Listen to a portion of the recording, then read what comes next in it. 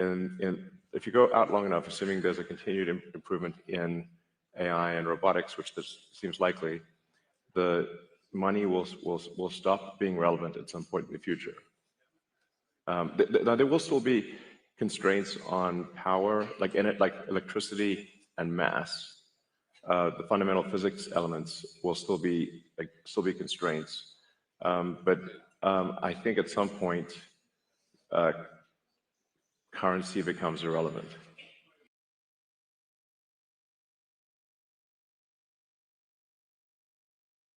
It's time to pound our fist on the table and say, it's our way or the highway. You've enjoyed the power and privileges for long enough. Where's ours? Where's our end of the bargain? So I love it. It's time to undermine the GOP. I said it in 2020. The GOP must be destroyed. Has to be utter. And yeah, they're going to say he's a Democrat. He wants the GOP to be destroyed. The GOP serves the interests. What it is, everybody. Big show today. We are going to talk about issues that, believe it or not, are actually related to one another. AI, money, and Nick Fuentes being a socialist now, which I kind of declared. Actually, he's following me now. I say something, then he says it. I said the right and left are going to come together over Israel and other issues. Now he proposes a new party where the right and left come together on Israel and other issues. So I'm going to talk about that. Going to talk about what Elon Musk said in that first clip. Going to talk about AI. I'm using it extensively today. So I'll talk about that. And how we're screwed, actually, probably. I don't think I have good news. I come with bad news, maybe, for humanity, just like Elon Musk. I don't think it's good that money will be irrelevant. I don't think that's good. So we're going to talk about that on today's show. So big news, we'll still cover the Epstein files as well. And we'll see whether those come out. Trump in the polls is not doing well. His approval rating is as low as it's been since January 6th, pretty much. Democrats are doing great in the polls, looks like. So I'll talk about that. And in the betting markets. So I'll show you those. Talk about lots of different things in this show. Today we are streaming in 3 formats, or 3 places. Tomorrow it will be only 2 on the same channel. So this will be my last broadcast, probably for now, on youtube.com/lifttheveil_live. Although you may want to subscribe to that channel, even if you're subscribed to the big channel, just in case I get a strike again here on the big channel and have to go to my backup channel. And you definitely want to subscribe if you're on youtube.com/lifttheveil_live, which is the one where the logo is my AI face. The big channel says LTV, black with white lettering. That's how you can tell the difference. Now we're also in vertical and horizontal, which we're using technology to do. And I think we'll stick with it. Although I don't see everybody else doing it. I don't think Candace Owens is doing that, for example, or a lot of other serious podcasts. But it seems that people like to consume content in the vertical format. So we're going to keep trying it out. It definitely gets way more views that way. But you can decide how you'd like the content better. And you'll have to look for it, because what shows up in your feed might be something without a thumbnail, with an auto-generated thumbnail, which might show my face. which is in vertical format. And if you don't like that format, then you go to the other one. I'm also using AI to create shorts right now. So I just auto-generated like, how many shorts? 43 shorts. So those are going to be posted to my channel as well. So if I continue to use that product, that AI product, it'll cost me $4 a show for 2 hours of content. So anyway, that's what's going on, kind of like house cleaning. But yeah, if you're on the channel with 15,000 subscribers, then migrate. Even though I'm not monetized on the big channel, I'm going to reapply soon. They'll let me. And then we'll just see what happens.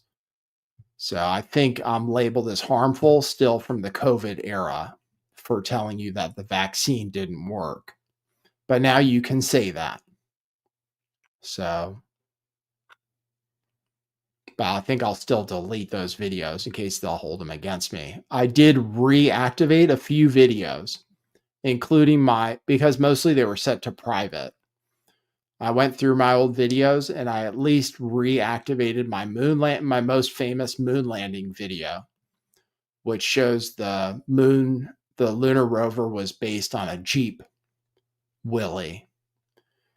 So that has like 150,000 views or something like that. So you can go through my catalog and see some old videos. Most of them are still set to private. So, and yeah, TVs prefer this way. So if everybody's watching on TV, God bless you. All right. So sorry for all the house cleaning. I will still maybe talk a little bit more about what AI is capable of, because that is going to be has been and will be a focal topic of this show, and apparently is a popular topic on YouTube. So apparently people search for AI a lot and Elon Musk a lot. So I got help with the title of my video today. It was either going to be about Nick Fuentes saying that we're going to destroy the GOP, or Elon Musk saying that money will become irrelevant. Gemini told me the Elon Musk thing is more in demand, but that they are both good. So anyway, thanks everybody. Nuckfugget, can anyone tell him? You're in the vertical stream, Nuckfugget. These chats are split up between the two streams. Apparently there's a way to combine them, but I don't know. Just tell him you see him. He thinks he's banned. Like Cosmonautage, tell Nuckfugget you see him because he thinks he's invisible, which is a shame. Like, it sucks to think you're invisible. Sometimes we feel that way. We're going to talk about being depressed, being wanting to unalive ourselves, because many people will in the future, I believe, if there is no money, which I think is maybe necessary for survival. So it's sad. It's a very sad thing that we've created something that makes us optional, basically. We've created technology, which means that we are no longer required here to run things. And that is very sad. We will play video games in our underwear, smoke meth, and not eat, and probably like die in an AI universe in our bedrooms alone, because we will no longer need a partner, because all of our needs will be taken care of by our overlords like Elon Musk. Little did we know. So we're going to talk about all that stuff. All right. So thanks everybody for tuning in. We will play the famous intro right now. Okay, cue musical intro.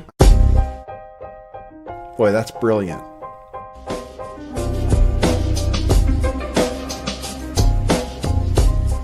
I do think some things in the world are real.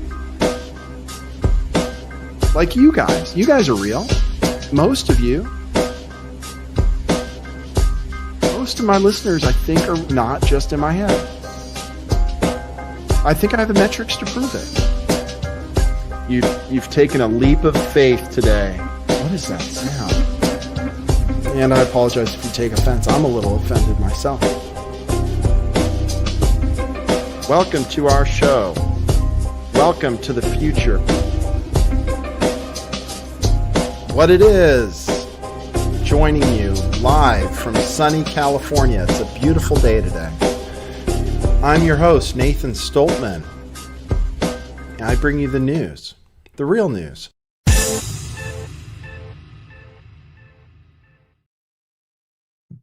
Yes, the real news. Every day, 4 p.m. Pacific time, 7 p.m. Eastern time. Remember to tune in. We're falling on you if you are watching YouTube Shorts. You are coming across this, and we want to capture your attention immediately and make you stay tuned in, subscribe, and then buy t-shirts. And buy me a coffee, too, at buymeacoffee.com/lifttheveil.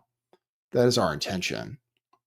Maybe young people, too, because you guys have no attention span.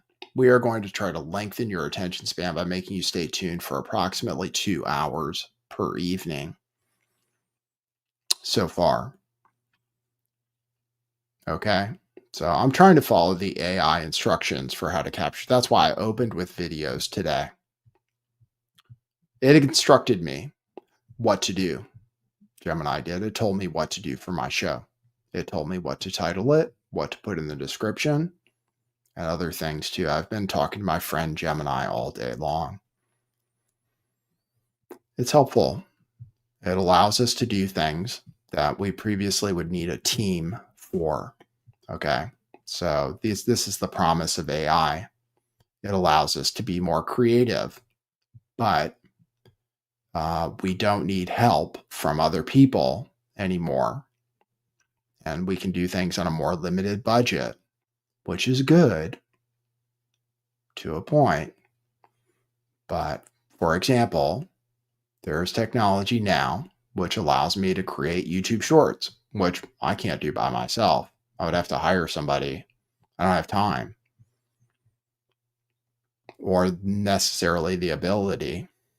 I would have to hire somebody. So now I don't. And it probably would have used to cost me $50 a video to hire somebody. Now it's like $4 a video. So this is the deflationary effect of AI. Okay, that's what Elon Musk is talking about. So I'll play that clip. Let's just get into it. Let's try to do a snappy show that's good for the algorithm. And then we'll post a bunch of YouTube Shorts and we'll just see how life goes. We will try to be successful. We will work hard. We will try not to be replaced. This is one of the only professions which will exist in the future, podcasting as a human being.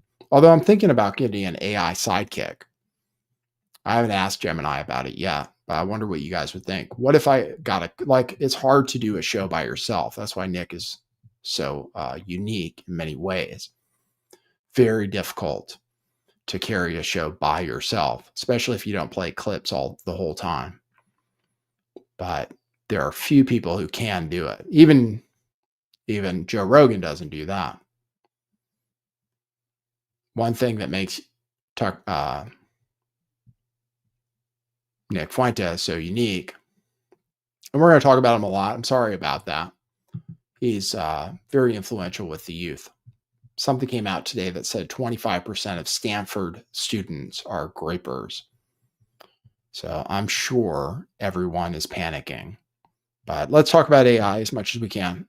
I'll go to that. We'll go to this style. And I will play the clip. And if you go out long enough, assuming there's a continued improvement in AI and robotics, which this seems likely, the money will stop being relevant at some point in the future. There will still be constraints on power, like electricity and mass. The fundamental physics elements will still be constraints. But I think at some point, currency becomes irrelevant. Jensen, any thoughts? Mass and electricity. By the way, the NVIDIA earnings call is later today. And by the way, since currency is relevant, Cheers. Elon just wants to share with you some breaking news. Okay, well, that's relevant today too. So that guy on the right, Jensen Huang, his company just reported earnings today, which I tuned into. AI is running our economy. Apparently, GDP is going to be up 4%, which is a lot, but most people feel poor and are worried about having a job, especially young people. While the stock market is still pretty high, and people who have houses are still doing pretty well because real estate hasn't fallen yet. We have a dichotomy. We have some people who own assets doing very well. People are happy about their 401k. They're happy about the value of their house, which they own or they're paying a mortgage on. And they might not even be working anymore because they're a boomer. They don't care as much about employment. And they're already on the property ladder. Most people have most of their savings in their property. People under 39 can't afford a property. It's out of reach. Okay. But in any case, he says money will become irrelevant. Currency will become irrelevant in the future. Okay. This is a problem. This is a major problem. We need scarcity to have motivation. We have to have a survival motivation, basically, in my opinion. Okay. People are socialists because this is the way things are moving. Elon Musk, if he says money is irrelevant, what does that mean? That means we live in some form of communism, basically, which has always failed, led to starvation, centralized control every single time in human history by these tech oligarchs who don't worry about money. And actually, they're going to control the instruments that will make things free, basically. So I'll talk about it on this show. Technology is deflationary. If we had money, real money, like gold, things would always be getting cheaper for the most part, most things. Technology makes things cheaper. But things don't get cheaper because we have central banks that print currency and we have a debt-based economy. We borrow and buy, and we have to forever for everything to keep working. The government must, the only way things work and the way the economy works is we have to continue going into debt more and more every single year, forever, for it to keep working. It's very strange. But before 1971, before we went off the gold standard, inflation wasn't as big of a problem as it is now. So basically the value of labor has gone way down. Nominally, you make a little more money in dollars, but compared to real things over time, that it's you're poorer. Like people are poorer today than we're poorer today than 1900 when people were living in like mud huts, probably. At least in certain measures. Salary compared to real estate or gold. We're poorer today than in 1900. We have not advanced.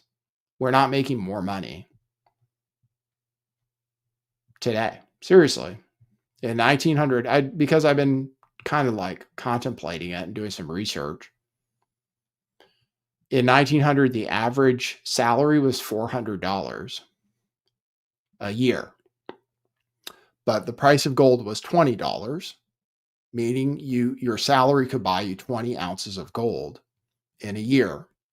And then I don't know the price of real estate. I don't know if it was tracked that long back, but you could probably buy a house in a couple of years with your wages.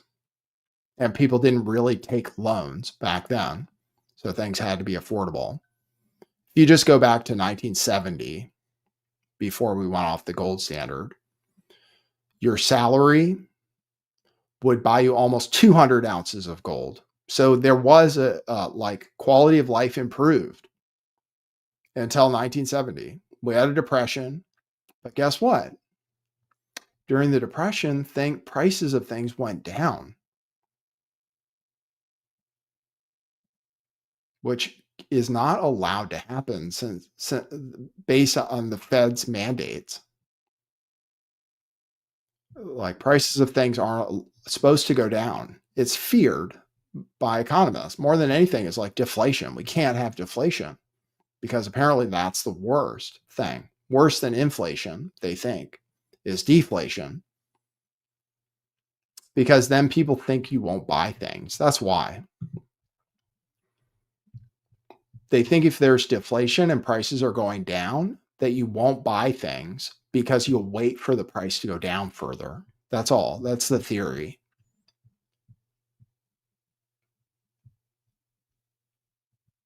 Is that you won't spend. Like we have a consumption-based economy. Like you buy things because tomorrow they'll be more expensive. Like you have a reason to make money. It's like called the time value of money. Money is worth more today than it will be tomorrow. So you spend it. Time value of money. So you should always like be investing in things because they're going to be more there because of inflation. So you should buy a house and the price will go up. You should buy it sooner rather than later because you're just missing out. Right? So the Fed's mandate is to keep 2% inflation or to keep prices steady, but it's not just steady. They want to make sure it's a little bit on the positive side at all times, which is why everybody hates Trump, because he promised that prices would go down and they haven't, because they never will. As long as the Fed's there printing money, keeping prices stable. We don't want stable prices. How is like housing? Okay. It's how ridiculous it is.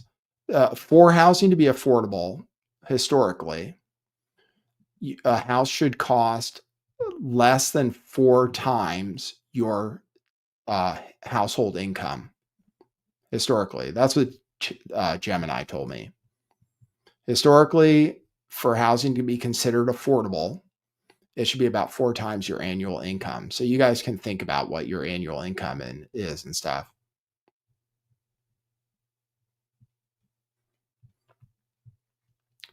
So in Los Angeles, for example, the average household income is $100,000, which sounds great, right? You're making 6 figures, but the average house is $1 million. So actually it would take you 10 years. If you live in LA and make the average household income, which sounds like it should be good, $100,000. I remember the first time I made $100,000, I took everybody out to sushi.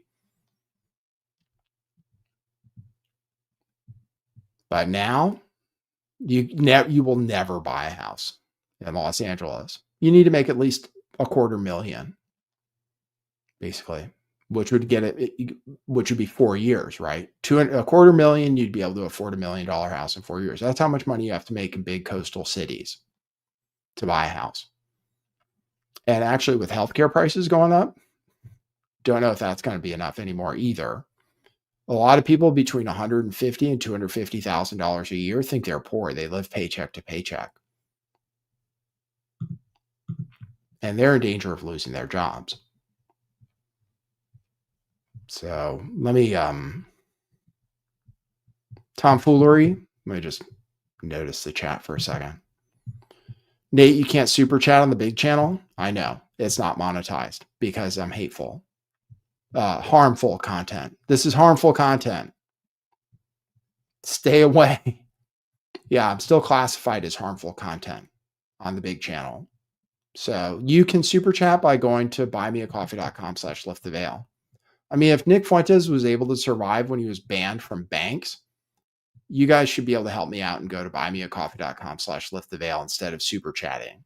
That's the risk we're taking going to the big channel because, yeah, I could get super chats on the other channel, but then YouTube takes 30%. I know it's easier and it's gamified and it's nice. It looks good. It's integrated. It's wonderful. I might get it back soon enough. I can reapply tomfoolery. Thank you for your concern. In the meantime, you can go to buymeacoffee.com/lifttheveil. I know it requires opening a new tab, but or you can go to Cash App, $LTV411. That's the best. That somehow it doesn't take anything. Buy Me a Coffee takes like 3 to 7% or something. YouTube takes 30%, and they don't pay you until you've built up enough money. Buy Me a Coffee takes a couple days to pay me, and they take a small percentage, and then Cash App comes immediately, and they don't take any percentage. So if you want to support the show, or you can buy t-shirts, which is really smart because that's all good. We have those in stock. Truthclothing.io, where everything is currently on closeout special, $10 and $5 t-shirts. Just look at this, for example. Let me show you.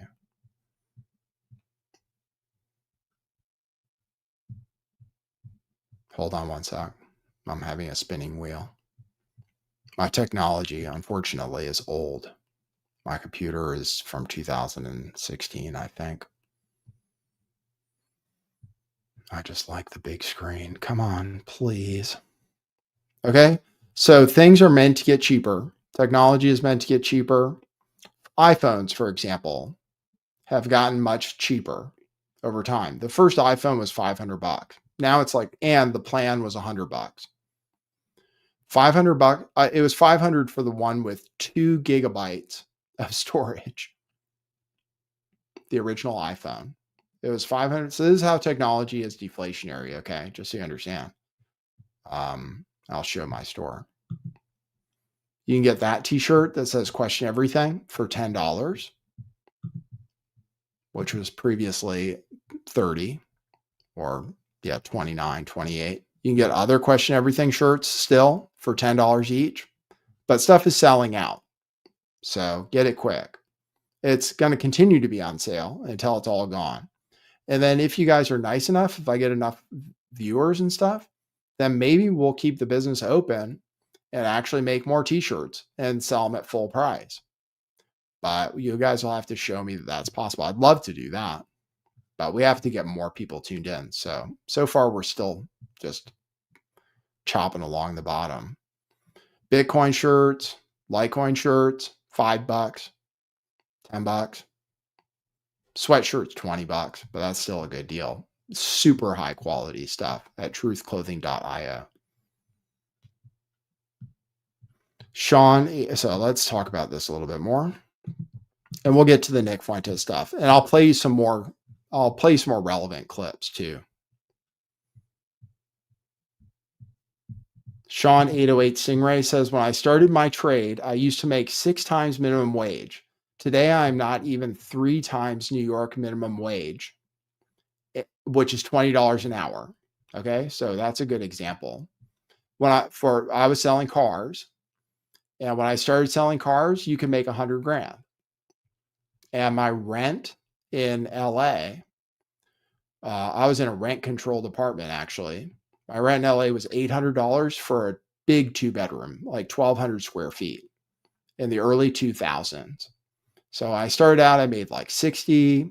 Then I ended up going to Maserati. I was making like 100, 120. And it was way more than I needed. I drove a nice BMW, nice brand new BMW all the time. Lease it. I was paying like $700 a month for a BMW or something at one point. Really fancy V8 though. At the time, you could still lease a 3 Series for $300 a month. There were lease specials that were that cheap. And eventually my rent on my rent controlled apartment went up to $1,200 a month. But that was in LA, in Sherman Oaks, not the nice part of Sherman Oaks, near Van Nuys. But it was so cheap. Because I was insane. It was so cheap. I upgraded my apartment for the landlord for free. I spent $2,400 on hardwood floors in my carpeted apartment because I was making so much money compared to my living expenses. But if I went back to the same job, it would probably pay about the same. That's the thing. Nominally. 120, maybe 100.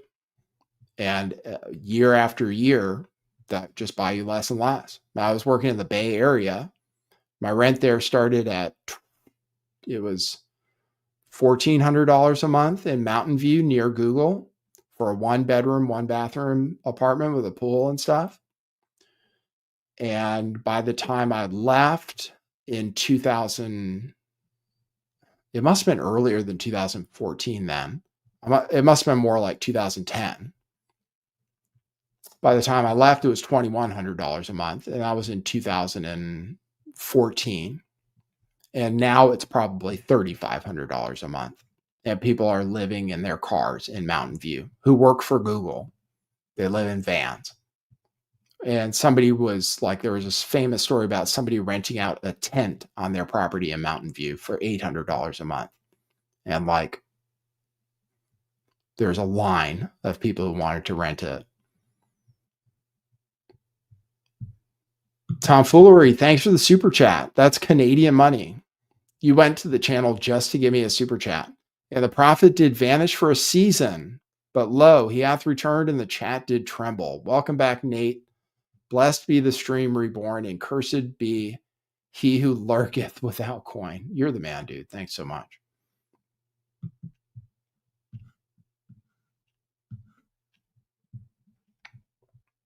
So that's it. I mean, prices have gone up. And then after COVID, it went into turbo mode. So let me see if I have some video or, yeah, okay, here we go. Here's something exemplifying. Let's play some video. Keep everybody engaged.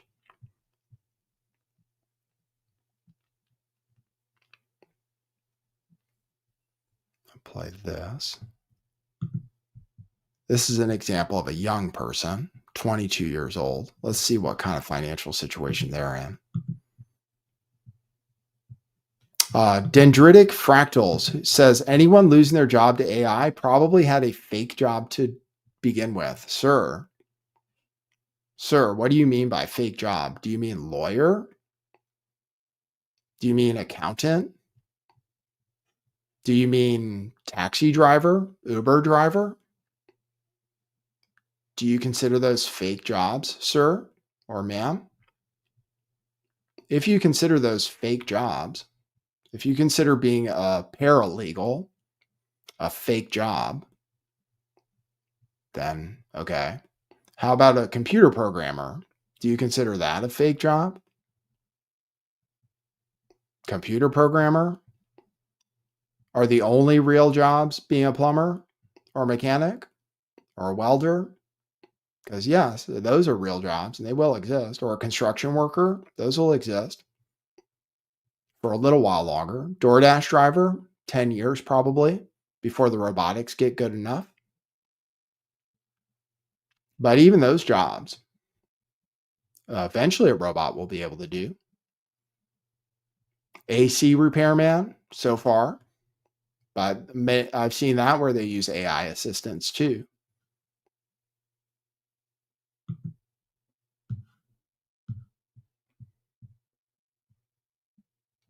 John says they're taking over restaurants. I mean, there are certain things that'll still exist. I mean, service jobs, but people have to have money. It's very disturbing when you think about it too hard. But here's a person. Let me just give you an example of a 22-year-old person and what they're dealing with. Let's see. I am 22 years old and I am in $91,300 worth of debt, and I am filing Chapter 7 bankruptcy today. I've had such a bad financial burden the last couple years. So after meeting with an attorney and doing lots of research, I realized that filing bankruptcy really isn't as bad as it's made out to be, and it was truly going to be my best bet. I decided to file Chapter 7, and truthfully, my consumer debt really is not that bad. A lot of people have it a lot worse financially, but for me, $91,000 was just too much. It was uncomfortable, and I just wanted to get a fresh start. I moved to Texas directly after high school, and I made a lot of very irresponsible decisions financially and really dug myself into a big hole of debt. I decided, let's go ahead and file bankruptcy. Let's give myself a clean slate. That way I can stop stressing and I can actually do better. Okay, just to give you a little breakdown of the debt that I do have that totals up to the $91,300. I owe about $51,000 on the vehicle that I have. We did try selling that, trading it in, all that good stuff, but I have way too much negative equity to come out on top. I bought a Negative equity, very important when we talk about 50-year mortgages, which we're going to talk about. Some people are talking about 10-year car loans. They've just expanded the length of loans. Car loans used to be, I was a car salesman, and exotic cars where people had a ton of money, but they started extending the terms. And I would tell people, don't do that. You'll never get out of the car, just do 5 years max. But now it's 6 years, 7 years, which means you're negative. And these 50-year mortgages, which Bank of America says are amazing, what if the price goes down? See, that's the thing. We're in a number go up economy. Like everything has to keep going up in value for things to continue working. There's no consideration that housing prices will ever go down again. If you're in a 50-year mortgage or a 7-year car loan, you're done. You're stuck. Price of your car goes down, or you get in an accident, even get it repaired under insurance, devalues your car. You should lease cars. You should lease depreciating assets. You should lease boats, planes, etc. Do not finance their depreciating asset. I mean, that's my advice based on my experience in the car industry and stuff. Motorcycle back in 2022. Thought that was a great idea. I owe $5,000 still on that. Same thing. Tried selling it, not able to get what we owe out of it. I do own a camper, and I owe about $13,400 on that. However, I live out of that camper because I can't afford a house. So I am keeping that since I do live in it. I have $2,200 worth of medical bills that I had no idea were in collections. And then I have $12,000 worth of student loans. However, those do not get forgiven with bankruptcy, so I will still continue that payment. And then I have about $7,700 worth of credit card debt, all coming into a grand total of $91,300. So after meeting with an attorney, she decided filing Chapter 7 is going to be my best bet. Who lent her all the money? That's the question I have. We live in such a screwed up economy. Why do they lend us so much money that we might not be able to pay back? This is the problem we're in. It's a debt-based economy. And Trump is a real estate guy. So he'd tell her, declare bankruptcy. That's what he did when he fucked up in New Jersey, Atlantic City. I'm pretty sure on his big casinos that failed. He just defaulted. So he wants low interest rates because he's a real estate guy. That's what he is. Like, he's a debt guy. So he'll never fix the real problem. If anything, he'll become a socialist, which he already did during COVID. But why did they give this person so much money at 22 years old? Why was she allowed to accumulate $91,000 in debt? Like a $50,000 car loan? What if she loses her job? Or what about all the other debt she has? It's insane. And the crazy thing is if the economy even falters a little bit, the credit shuts off, and then things crash.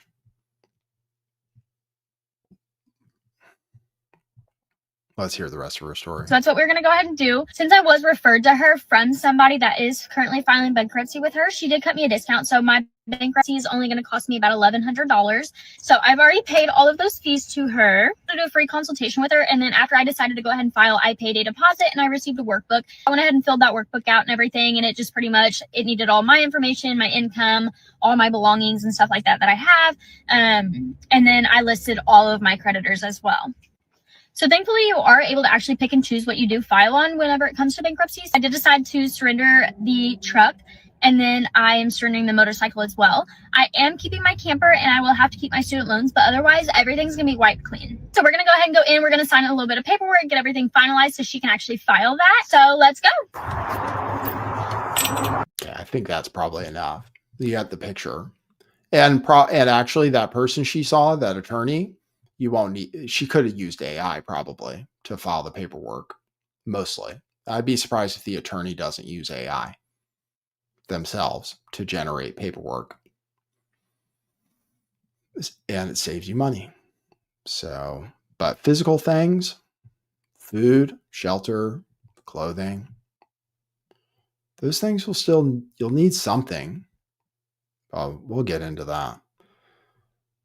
But in any case, but that means 7 years she's filing bankruptcy. That means 7 years she can't get credit. So she can't buy a house.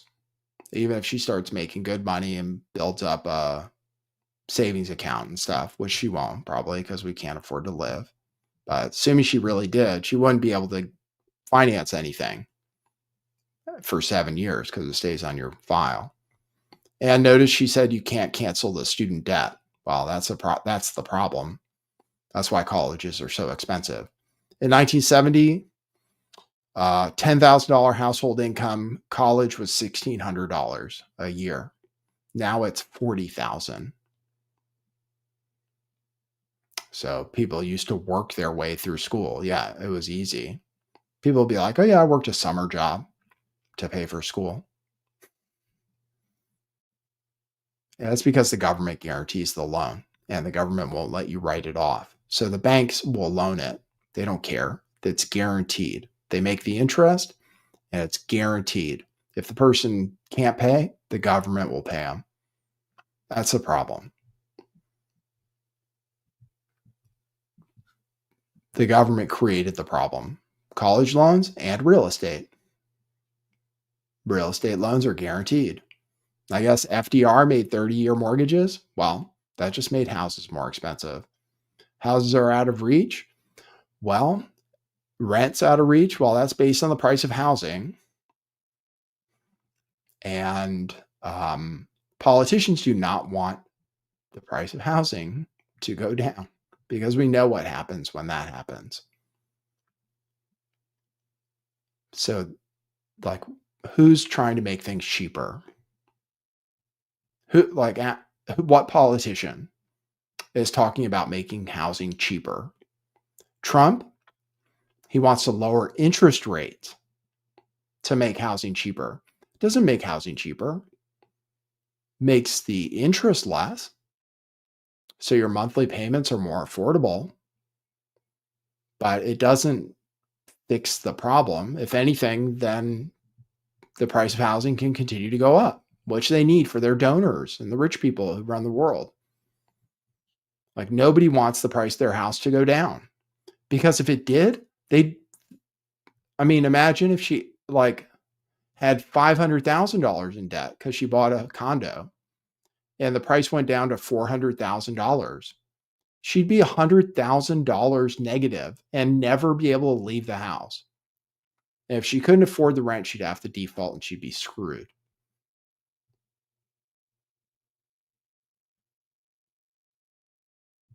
$50-year mortgages. Thanks, Paul Argier. See, it is beneficial being on that channel. Look at all the money I'm getting. Thanks, Paul Argier. I still need money to survive. Thank you, Paul Argier. And it was generous. You gifted 5 memberships.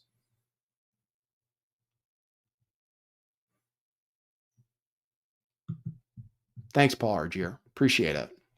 That channel, Maybe I'll broadcast on it still. I don't know. If people want to give me super chats by going to my other channel, I guess I'll let them. I don't know. I guess they don't punish me for, I thought they'd be a spam policy or something. But Patty Leather says America needs a debt jubilee. Well, when Jesus came, so really, like when Jesus came, it was a jubilee year. I mean, that's what he declared, was a jubilee where all debt would be forgiven. But when they forgive debt, they don't really. Even when they forgive student loans, somebody pays them off. The government paid for it. So it ends up being paid for. Like a real debt jubilee means fuck the banks. I'm all for that. But politicians, no, they're not going to be for that. Like, or student loans, if you forgive the debt, well, okay, so the government forgives the debt and then they'd never get the money that they created. So the government would be losing a shitload of money. But yeah, fuck them. Fuck the banks for giving the loans in the first place. Really, they shouldn't be loaning people money. They shouldn't be loaning them that much money. Not for a college degree. What does it get you?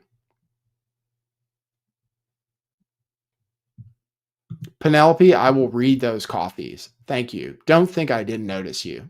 I will read all coffees at the end of the show. Thank you. Don't think I don't know about you, Penelope. I appreciate you. And by the way, we have women who listen to this show. That's one thing that actually makes this podcast slightly different than many other similar male-hosted podcasts. But and I'm going to get into Nick Fuentes since I'm talking about that. But what did I want? Where do I have that? Here, Zero Hedge tweeted out 50-year mortgages better than renting, Bank of America says. Translation, B of A makes a killing on a 50-year mortgage, makes nothing on renting. So, yes. So here's what the bank is saying. 50-year mortgage is better than renting. Okay, there are certain scenarios where that's true. There's really one major scenario where that's true. Number go up scenario. If real estate always goes up in value, then yeah, a 50-year mortgage is not a bad thing. It's a highly leveraged loan. People make a killing on real estate because it's leveraged. Because like you hardly pay anything and the price might go up $100,000. So of course it's a good investment. It's the best investment. But if you did that with a stock, the reason there was a stock market crash in 1929 is because everybody had a margin portfolio. You could walk into like a bank and they'd give you $100 for $1. It's like buying an option today.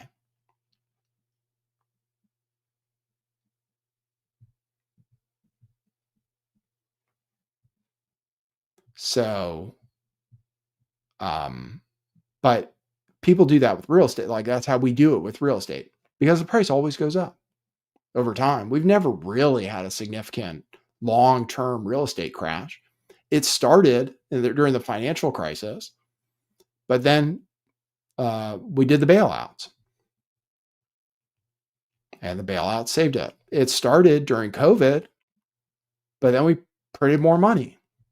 Every time there's a deflationary event, we print more money. And inflation goes up for everything else. And next time it happens, which is probably going to be soon, we'll print more money. At least at first. We will borrow and spend. Donald Trump will work with the Democrats, the socialists. The next time it happens, we will. I mean, just look at history. Every time we've had a crisis recently, the Fed prints money, the government borrows money more and more and more.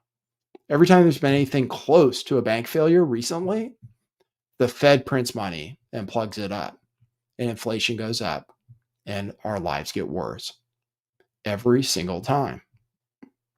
To save rich people, businesses, corporations, banks. Those are the big donors, etc. Gina says 50-year mortgage, you'll never own a home. Well, we never own a home anyway, actually, because there's real estate tax. You never own a home in America. I don't think in all 50 states. Because if you can't afford to pay the tax, they'll steal it from you. The government will take it from you. But yeah, 50-year mortgage. But that's not the intention. The intention is it's like a financial instrument. As long as the price goes up, well, you don't have to own it. You can sell it for a profit. Like, it's worth it. A 50-year mortgage is worth it at 6%. As long as the value of the house goes up more than 6% a year, it is worth it. As long as the value keeps going up, call it at least 10% a year to really cover you. As long as the value of your house keeps going up like 10% a year, then a 50-year mortgage is great. Sure, if you can afford it. If you can afford the monthly payment, it is better than renting. But if the price goes down 10%, let's say you got $1 million house, then you're out $100,000. If it goes down 20%, you're out $200,000. And what are you going to do then if you can't afford the monthly payment?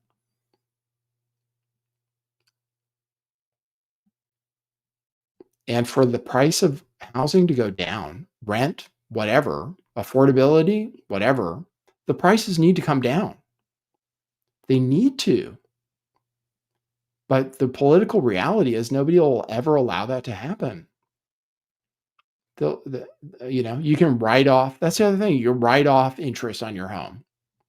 You guys heard about how that, what are they called? They did something for a little while with being able to write off interest on your home, because in expensive states like New York and California, you save a bunch on your taxes by having a mortgage. So like when I was in Silicon Valley and my customers all could afford to pay cash for multi-million-dollar homes, they still kept $1 million mortgage because you could write off the interest on the $1 million loan. So they still kept a loan even though they didn't have to, just because of the tax benefits. So that's how the government incentivizes houses, to make sure the price keeps going up.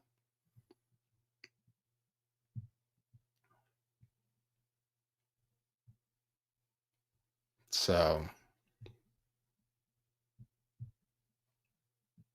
Marcy says that's true. We never own a home. Plus, if you have an HOA, it's worse. Yeah, that's right. Now you have HOAs. I was reading how in trailer parks now you have to pay a big HOA. I would live in a trailer park. I don't think they're that bad. I think they just get a bad rap. You have neighbors nearby and stuff. I don't think they look that bad. But you have to pay a fee that's like rent. And those things keep going up. So they just fuck you one way or another.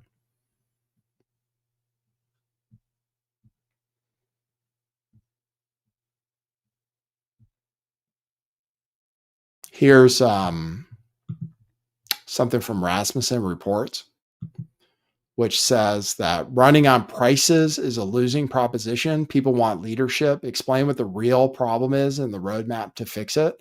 Basically shows that young people, when you like Trump basically says, like, the economy's doing great because the stock market's up, real estate's up, AI, the GDP is still going up because AI is circle jerking itself to infinity.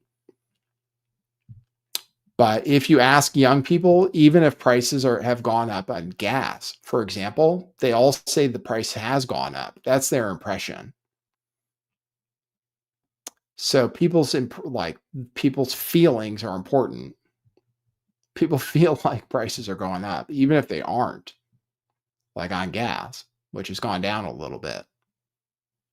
But in California, 450, cheapest. 450 is as cheap as it gets, California, at least around me. But that's a California problem. I understand. I understand in Texas it's cheaper, but this chart shows, I'll show it bigger. I'm doing this for the vertical stream because this shrinks my head for no reason on the vertical stream. It doesn't make the picture any bigger. But yeah, you won't be able to read it because I can't read it. It just shows that the second question is asking people whether the price of gasoline has gone down, and people 18 to 29, all like 54% think the price of gas has gone up. 18 to 29, 30 to 39, 41% think the price has gone up. So even if prices are coming down, people don't believe it. So AI, no money. CBDCs I'm supposed to talk about. According to the AI, CBDCs are a trending topic. CBDCs we don't have to worry about in this country. I don't think. I don't focus on them much because Americans are against them, I believe. Like Americans at least have that freedom gene in their DNA. It might happen in Europe, in China. We'll have digital money, but we already do. Don't be fooled. It's already digital money. People don't use cash for anything. And the penny got banned, but most people use digital payments. So probably they'll still use cents for digital payments. Your bank account probably will not round up to the nearest 5 cents, I'm guessing.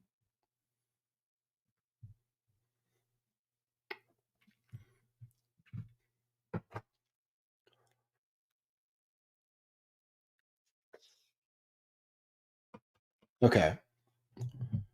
I'm having borax and sparkling water.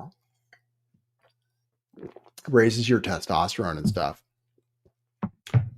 Boron salt, but they sell it at Walmart. I think it's $8 for a box, which will feed your whole neighborhood.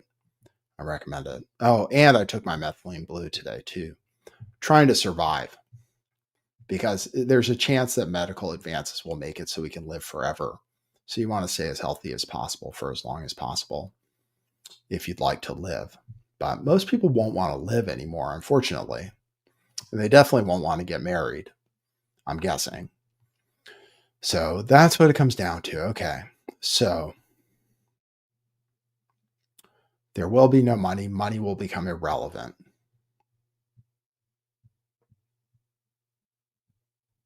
Oh, hey, there's somebody on Twitch. I better pay attention to them. We're live on Twitch too. I got 7 people tuned in at a time on Twitch the other day. So I have to pay attention to them. Where do I source my methylene blue? From Alex Jones, of course. I put myself on a monthly plan. I don't use a bottle a month. So I had to cancel it. I couldn't figure out how. It was very difficult. But methylene blue from Alex Jones, of course. Whenever possible, I would get my products from him. We still want to support people like us. It's important you spend your money the way you want to support businesses, not just where it's the cheapest. You have to participate in making things better for Americans. For example, most people want the cheapest thing, so they'll buy the Chinese stuff from Walmart. But if you're conscientious, you should try to be conscientious. Support shows like this, buy t-shirts from me, for example, some of which are made in America. Shockgruff says, vote with your dollar. Exactly. Marcy says, where else am I streaming? Are you on TikTok? Should I be? I could stream on TikTok too, I think. I've just been kind of afraid to because it's under a personal account. Maybe I'll create a Lift the Veil account on TikTok. And then I can stream on there too. Maybe. Although there may be some requirement for it I may not qualify for. I could stream on Instagram too. So I might end up doing that. Maybe I should.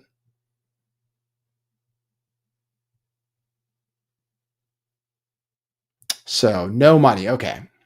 Currency will become irrelevant. Money will become irrelevant. I agree with the advance in technology that we are moving towards a future where things will be virtually free. Many things.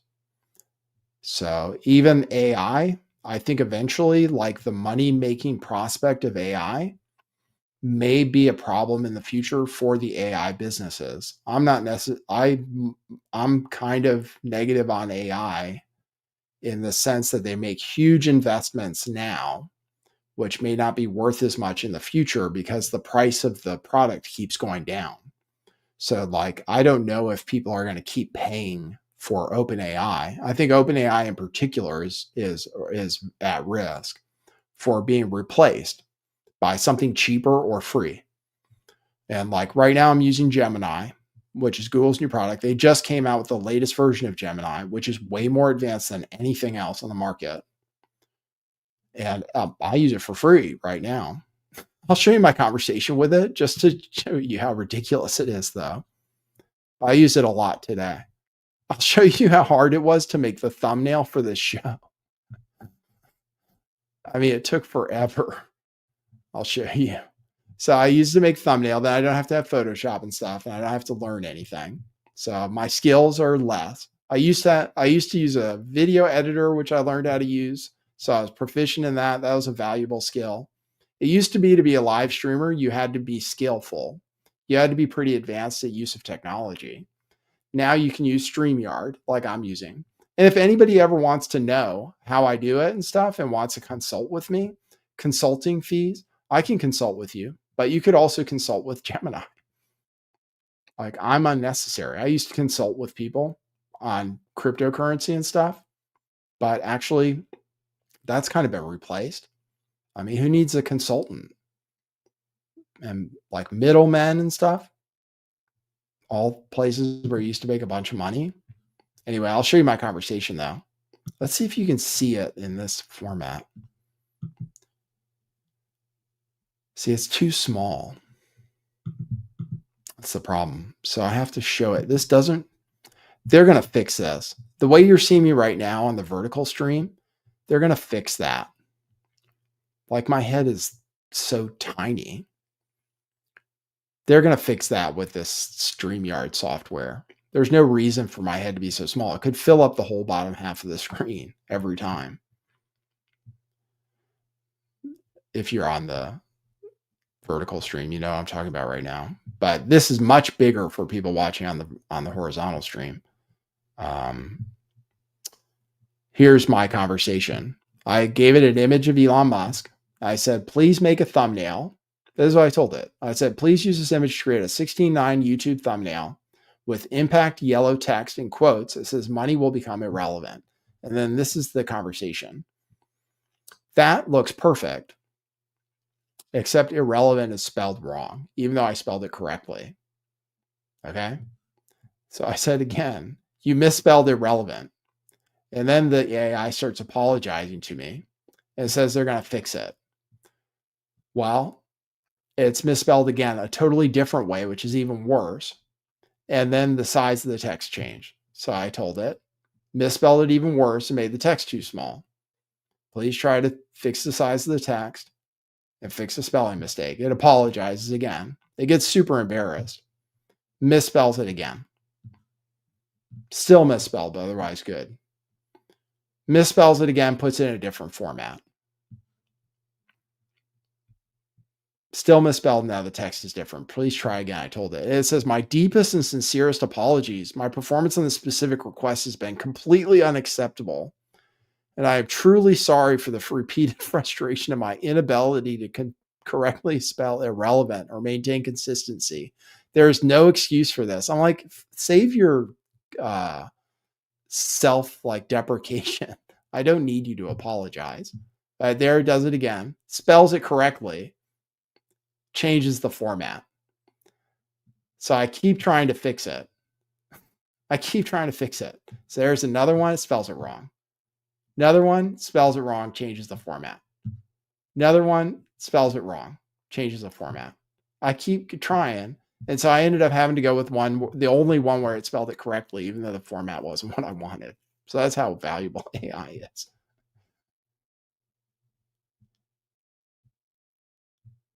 It's like, I was like, okay, well, I'm giving up. I'm not going to keep telling you over and over. It keeps telling me, it's like, oh, I spelled it right this time. I was like, no, you didn't. And it's like, oh, I'm so sorry. Like, it's totally wrong of me. Like, I hate myself. Like, spare me. Just fix the fucking problem.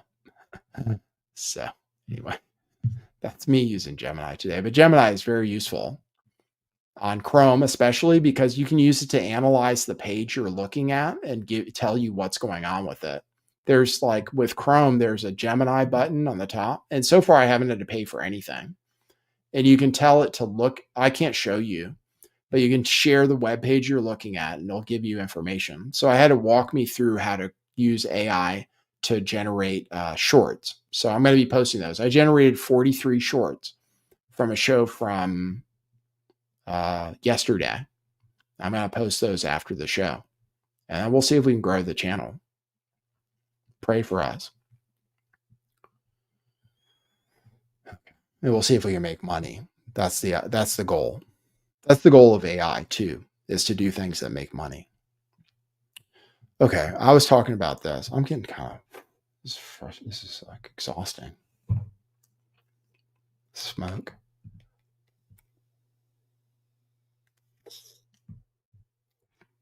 Money, money, money, money. The song by Pink Floyd.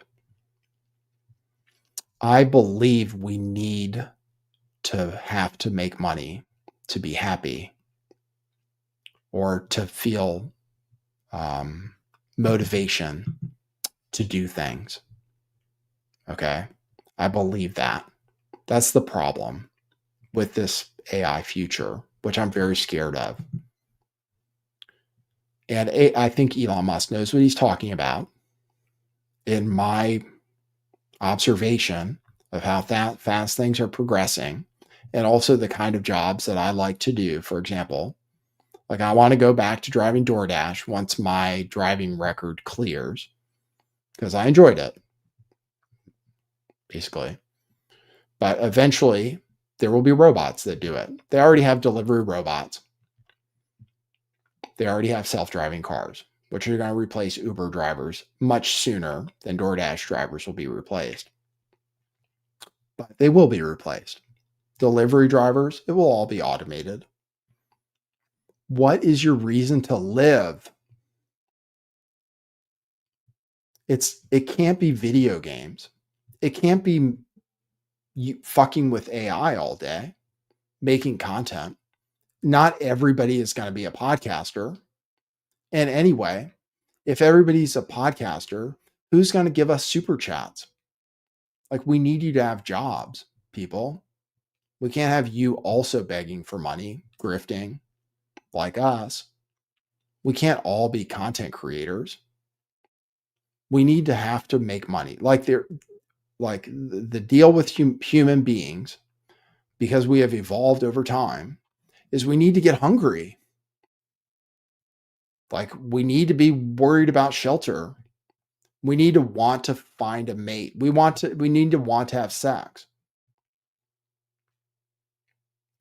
So pornography, since we're bringing it up, has replaced the need to have sex for a lot of young people, especially, but even older people.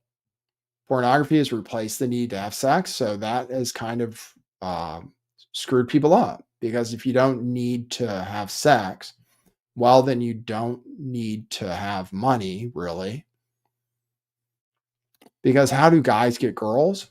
By having things. I mean, if we think about it, it's in our DNA. It's like we've evolved to become this way. We can't help it. Women are wired to seek out someone who can provide things for them so that they can have babies. And I have, like, feminism and all this stuff. I know it destroyed the family, because women are in their DNA wired that way. You can't convince me otherwise. And now women are able to make more money than men based on the current system. Like the way things are now economically, women have more opportunities than men because of DEI and feminism. In the future, if nobody needs money, then why would you ever get married? Why would you If women are provided for by the government or machines or robots, they wouldn't seek out a husband. I don't think.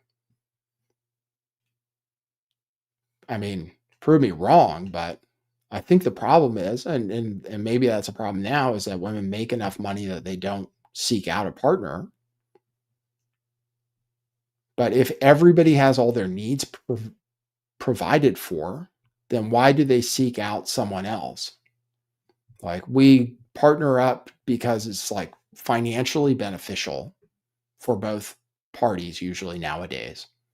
Like, it's cheaper overall if both of you make money and both of you live in the same place and sleep in the same bed, like a 1-bedroom apartment or a 1-bedroom condo or a house with 3 bedrooms, and you're going to have kids or whatever. You sleep in the same bed. So 1 bedroom, 2 people, 2 incomes. Or even on the other hand, the woman's taking care of the house, let's say, traditional sense, taking care of the kids. That's still an economically valuable task. But there will be no incentive to do that. We need incentives. We need incentives to live our lives. Otherwise, we're lost in the wilderness. And like, we could play sports, until like we break our leg and are unable to anymore. And that'd be good if everybody competed at sports or got into martial arts or something and really enjoyed it. But not everybody's into that stuff. And not everybody will get their ass off the couch and stop smoking weed unless they have to. And actually having to is helpful. Like, it's helpful to have to work because you're starving, because otherwise you just don't. A lot of people, some people do. Some people are motivated. Some people just want to create and create and create. But for the most part, people are motivated by the fact that their bank account is empty and they're going to die or get kicked out of their house. And actually, we need that, in my opinion. So that's the problem as I see it. I'll play you some videos. Got to get more. We're losing people. See? I have to watch the numbers. We're losing people. We need to gain people. Should we talk about Nick Fuentes? Here's an example. Okay, let's see what we want to talk about next. Thanks everybody for tuning in. I appreciate you. Hopefully we'll make some viral clips out of this. We shall see. We'll talk about Israel. That gets more people tuned in. We'll talk about Epstein. That gets more people tuned in. Here's an example of somebody losing their job, though, and how quickly things can change in our lives. Just share this.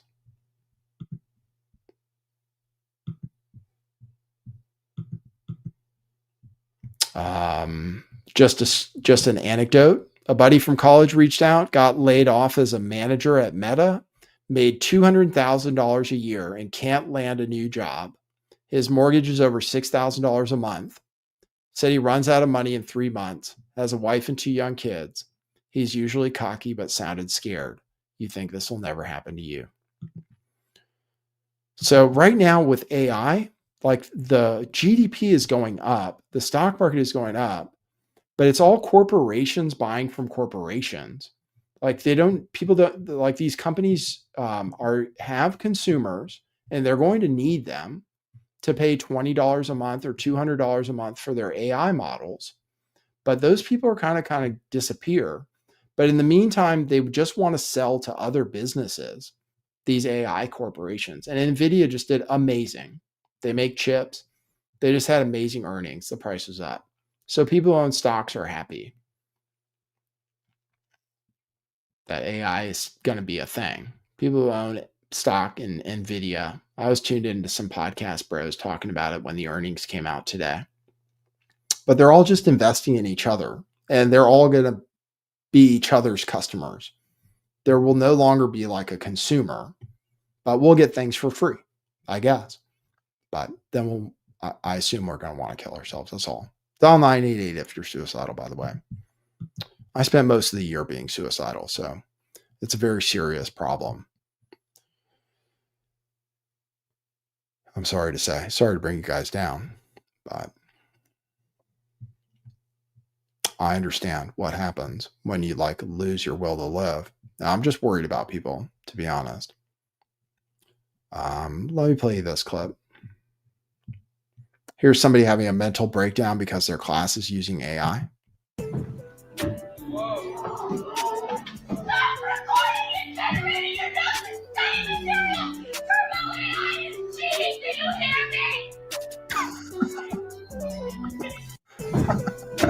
She said, stop generating your notes. I don't know. It looks real. It doesn't look like it was generated by AI. Looks real. She's having a meltdown because all the kids are using AI. I heard at businesses, they're just using AI to write ads and everything.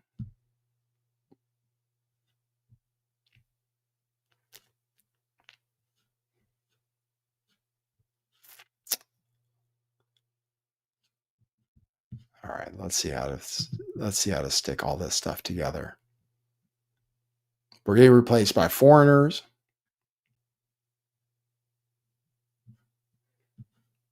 And machines. What are we going to do? What are we going to do? I don't have the answers. Like, I think people should do something that's in service to other people and be paid for it enough to live. But that doesn't exist. Here's let's get into Nick Fuentes. Let's reset. I have to keep this under 2 hours. Okay.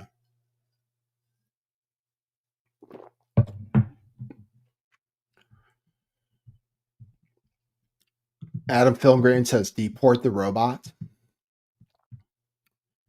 Apparently, they're denaturalizing citizens, but I think it's because they're being anti-Semitic. I'll play that clip for you. Apparently, we are denaturalizing foreigners, but it's probably because they're too anti-Semitic. I'll play that clip right now.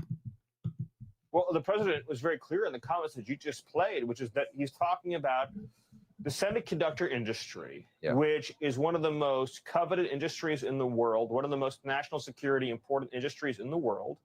Very few other countries are able to compete in this space, and all of those jobs left for Taiwan. And so the advanced semiconductor industry, which is essential to our national security, has been taken out of the country. So he's talking about a program in which you have a knowledge transfer to Americans of how to do a very specific manufacturing process. That's completely separate and apart from the fact, as you mentioned, that President Trump, through 212F, has put a $100,000 fee on new H-1Bs. We're already seeing a dramatic change in the processing of these visas as a result of that. The Department of Labor has launched Project Firewall to fight illegal discrimination against Americans and illegal abuses of the H-1B program. You also have the highest standard of vetting that have ever put into place in new visas, including foreign student visas. The State Department has revoked tens of thousands of visas, and they're just getting started with tens of thousands of more. We have a new focus on denaturalizations. We have a new focus on cutting back on welfare tourism and welfare migration. And of course, you've seen, again, for the first time in over half a century, net negative migration to this country. You have more foreigners leaving the country than those that are being added on a permanent basis. The last time that happened, again, was over half a century ago during the period in American history in which we had net negative migration for an extended period of time. I think those things are all good, positive things that Trump has done. The $100,000.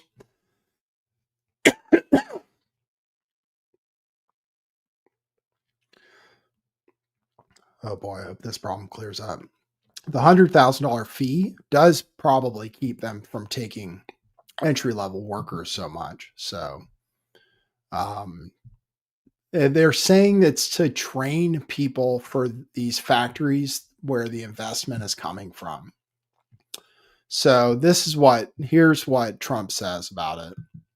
To bring people to get those plants opened. We want you to do that. And we want those people to teach our people how to make computer chips and how to make other things. You can't come in, and I'm explaining, you can't come in, open up a massive computer chip factory for billions and billions of dollars like is being done in Arizona and think you're going to hire people off an unemployment line to run it. They're going to have to bring thousands of people with them, and I'm going to welcome those people. Now, I love my conservative friends. I love MAGA, but this is MAGA. And those people are going to teach our people how to make computer chips. And in a short period of time, our people are going to be doing great. And those people can go home where they probably always want to be. You know, when people are born someplace, they tend to want to go, and we have the greatest country in the world, but they want to go. And there you go. So that's what they're saying, is that these foreigners are just going to train Americans and set up these factories. Now, the only problem is when South Korea did that with a Hyundai plant, they deported them all. So and then the South Koreans got really pissed off and probably don't want to invest as much. But that's what happened with South Korea. They were building a plant and they sent these South Koreans to run the plant and set it up. And then we deported all of them. So kind of mixed messages, but still along these same lines. All right, now let's talk about politics and how this all connects. Socialism is popular because people are broke, and because people can't afford things, then they look to the government to provide for them. They don't understand the implications of getting everything for free from the government and how centralized control is bad. Okay. But Nick Fuentes is a socialist, actually. And Tucker Carlson kind of is too, from some of the things he said in the past. Populists like free stuff for people. Nick Fuentes, for example, said that real estate, if you like, Ben Shapiro said you don't deserve to live where you grew up. Like, that's an economic principle. He's like, you should move somewhere if you can't afford to live where you grew up. Nick Fuentes says you should. Well, if that's true, how? If you can't afford it and the jobs aren't there for you. How? Besides socialism. So here he reveals that he doesn't believe in free markets, which is a conservative principle and certainly a libertarian principle. Like, I believe capitalism with competition, right, with the proper regulations, is essential for like the world to prosper when it works properly. Certain things like healthcare are maybe better managed centrally. If everybody needs it, then you should just take money from people and run some kind of socialized program. Most likely, that's what most countries in the whole world do. And then have private healthcare available on top of that. But run some kind of basic plan. Because healthcare is getting insane. It's getting insane. I think even if they do the Obamacare extensions, people's premiums are still going to go up. I hear stories every day. They're like, oh, it went from $300 a month to $1,500 a month. And then with an $8,000, $12,000 deductible. Like 20 grand a year. The average income is 60 grand. Average household is maybe 80 grand. And then you have to pay tax on that. So what are you taking home? And what's your mortgage? What's your car payment? You have kids? Like, it's going to break this country, the healthcare crisis. So I'm a socialist as far as that goes. I believe in certain government safety nets if they're properly run with a private system on top of it. Like in the UK, you can buy private healthcare if you want.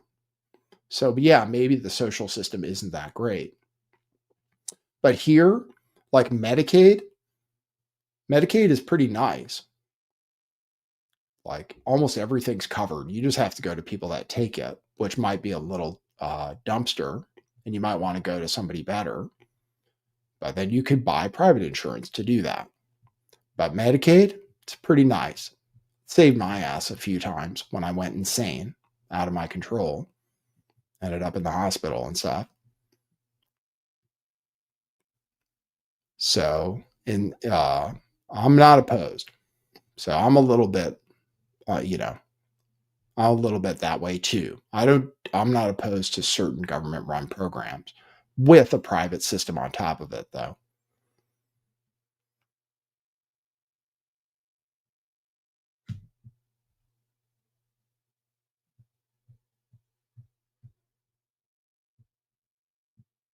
Many people are making good comments in the chat. Appreciate you guys having a sophisticated conversation with me.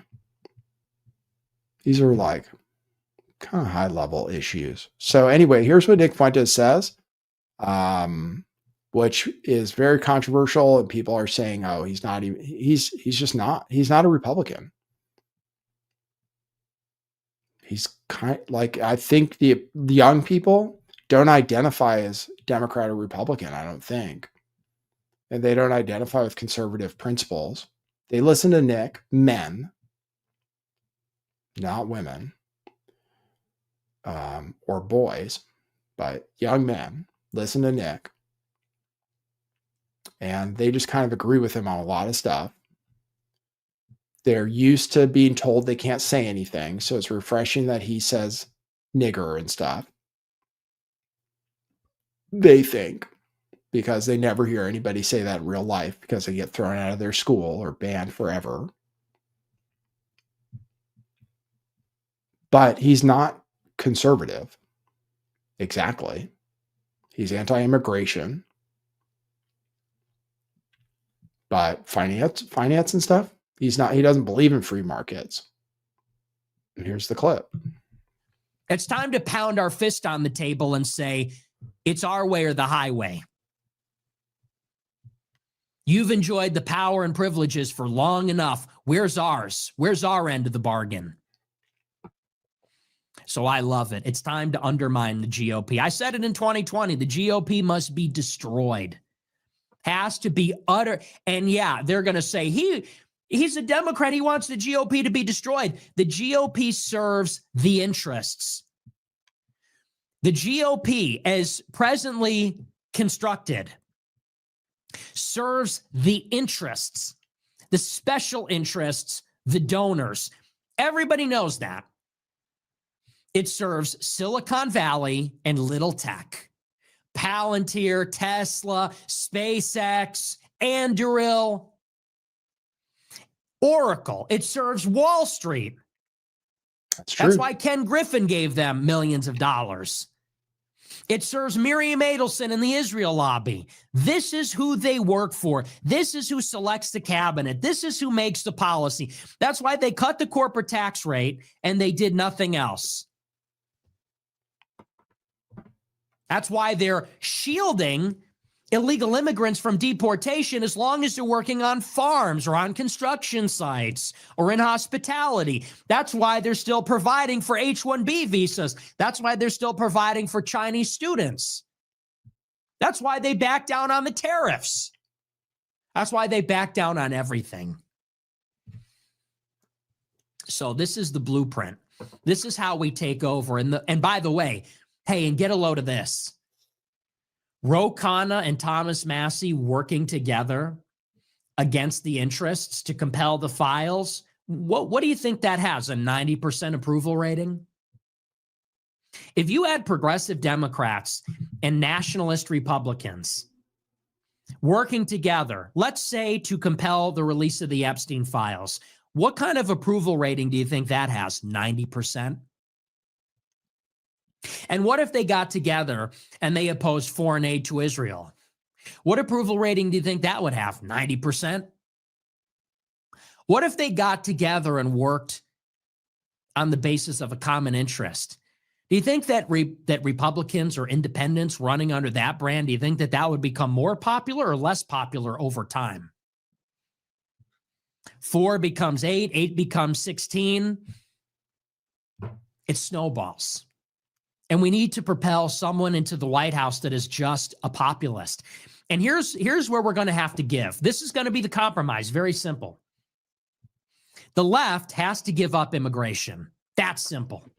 The left is going to have to give up. Look, we can have equity and we can have equality in the country. We can have civil rights. We can have all those things, but we have to close the damn borders. We have to close it. Too many illegal immigrants. Too many legal immigrants. That has to be the compromise. The left has to give on immigration, and the right has to give on the free market. If the right can come down on healthcare and on a social safety net and maybe on some subsidies for education, and if the left can come down on the anti-white open border stuff and they can agree that we have a country, that party will win 90% of the vote and rule for a century. That's the compromise. That's the populist compromise. Why is it that for the left, it's like they don't even care about anything else? It just has to be open borders. And on the right, it's like they don't care about anything else as long as it's foreign aid to Israel and war in the Middle East and war with Russia. That's the kind of program that we need. And that's what they're terrified of. They're terrified that the left and the right are going to come together on the basis of stop supporting Israel, on the basis of close the borders, on the basis of restricting money in politics and the influence of the oligarchs. That's what they're terrified of. So there you go. That's his plan. He's just launched a new nonprofit organization to apparently run candidates and so forth. I think he had the nonprofit before, but he just launched it on Twitter. They're going to try to promote candidates and stuff, and we'll see if people donate to him.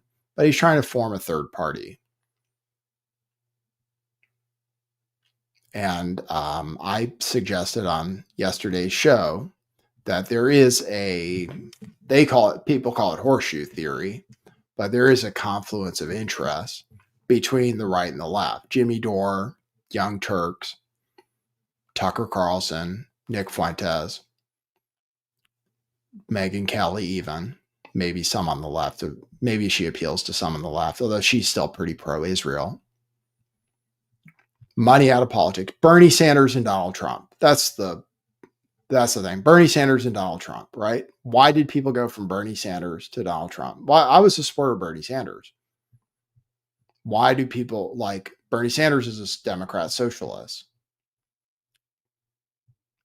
But a lot of people who supported him ended up changing their vote to Donald Trump. Why? They were outsiders. They wanted to break up the oligarchy. They wanted to fight the man, apparently. And Trump doesn't want to do that anymore. Trump got in bed with the tech people. That's the thing. I mean, he won because the tech people love him.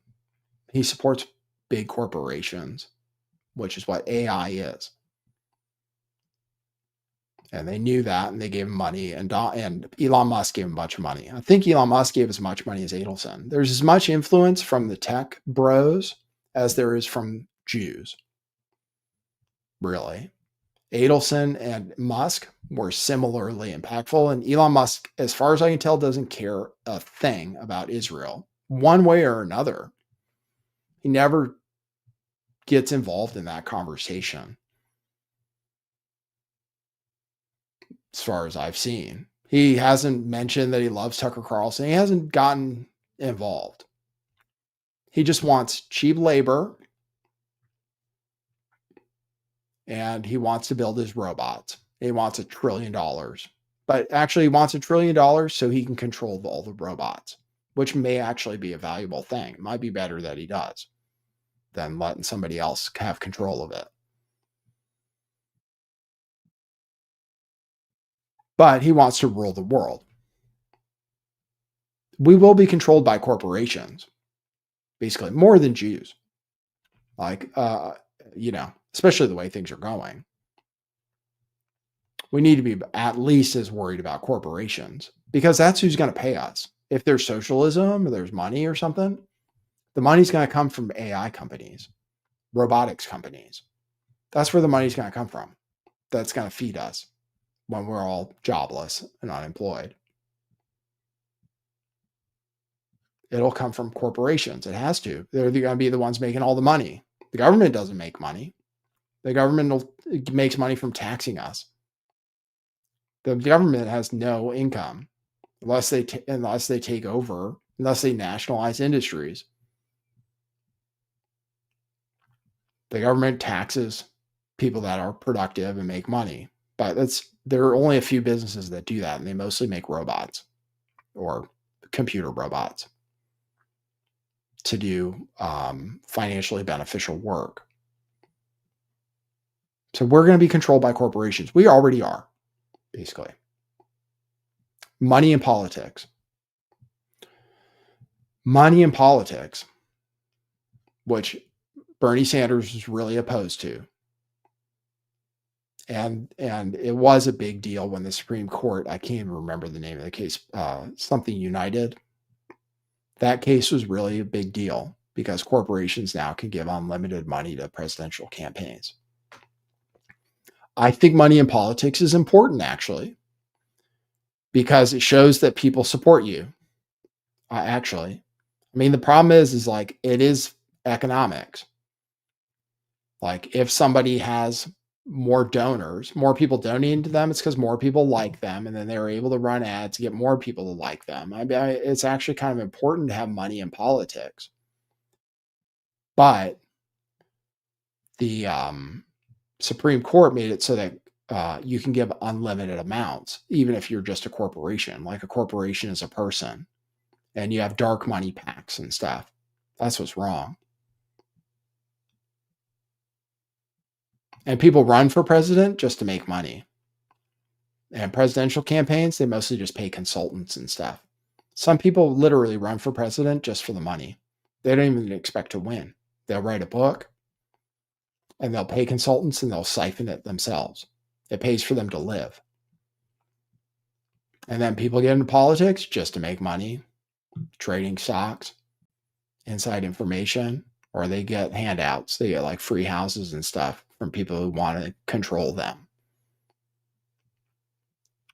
And yeah, Israel dominates our politics. That's because there's a lot of wealthy Jews who care about Israel a great deal.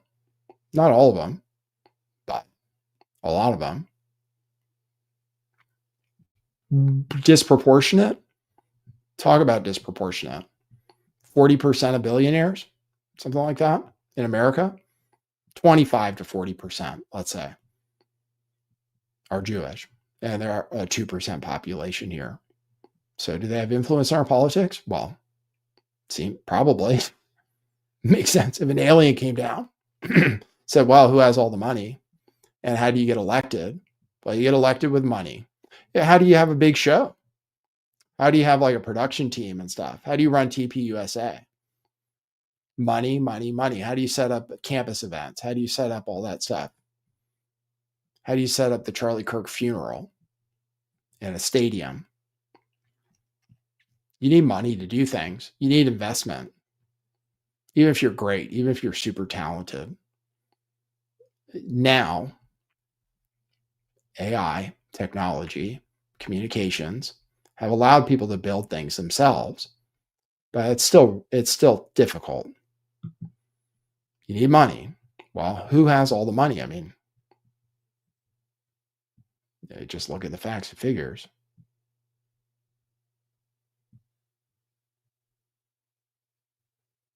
Nobleness D, he says fellow travelers a lot. That is a Masonic term. I don't think he's a Freemason, though. John Q. Sachs says, if money becomes irrelevant, what would become the main form of influence support politically? Blackmail. The other system that's used for influence.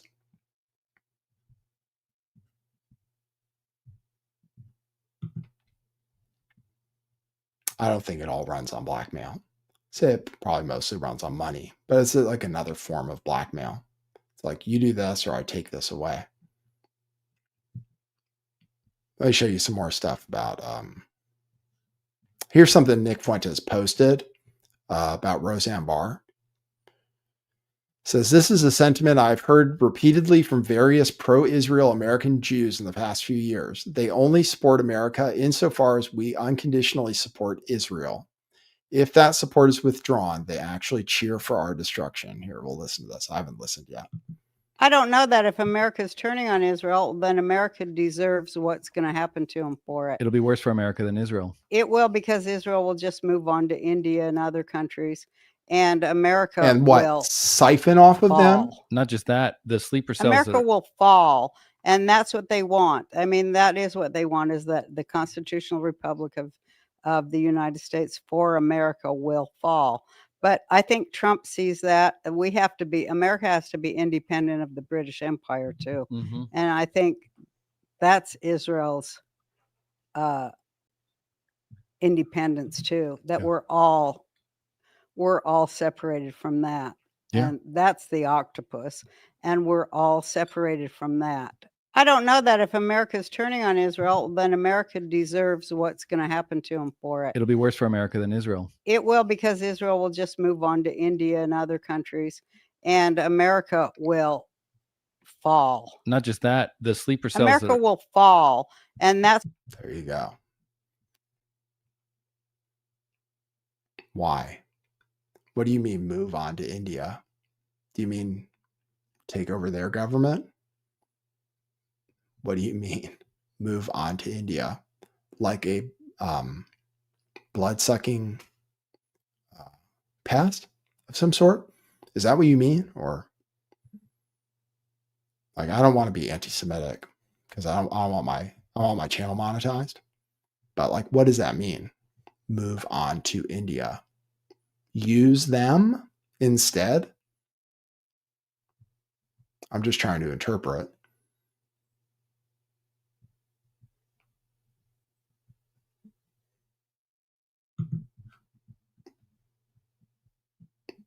And that's what she wants, basically.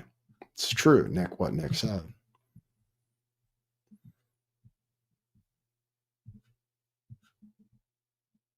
I just wanted to show you this. Stanford Review says 25% of freshmen are groypers. Here's the text. Anecdotally, of the 30 freshmen I met this year, something like 1 in 4 express groyper-adjacent views. Criticism of Israel, sliding into criticism of the Jews. Admiration for Fuentes, views of racial inferiority and superiority in either direction. Far, far fewer juniors and seniors are groyperish. Those few who are seem to have radicalized this year. Well, I'll tell you about socialism. Is it really works in Scandinavian countries pretty well, or it did. Now they've taken quite a few outsiders, though. And that's what Fuentes is saying, basically. He is racist. It is a problem.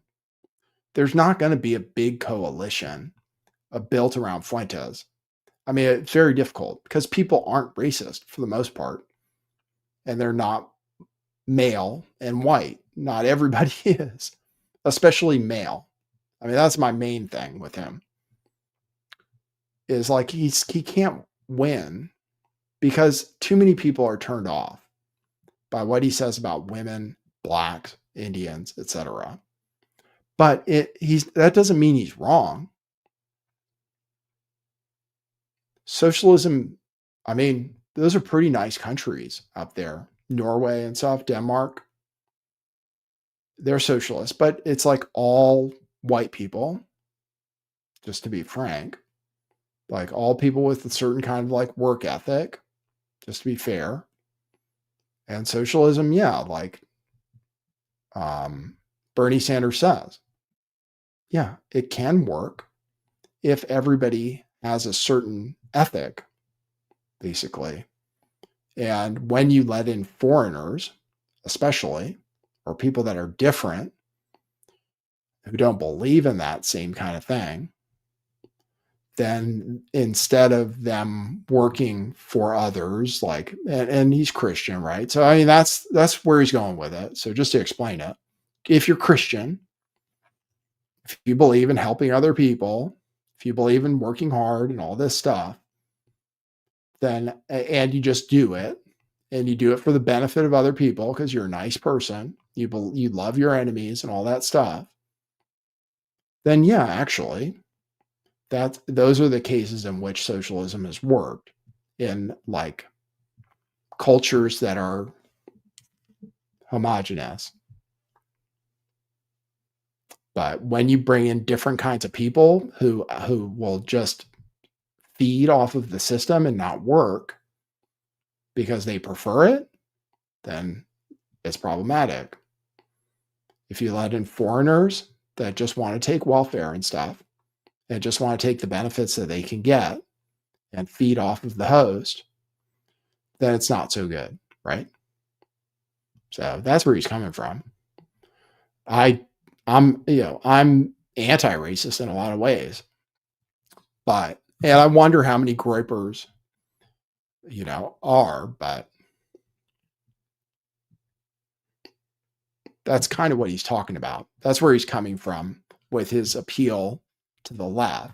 It's like you can't let in foreigners, and then you can believe in equity. That's what he said. He said, we can have equity if we don't let in invaders, basically, which maybe, maybe that's not crazy in a certain way. Like, that's what he's saying, at least.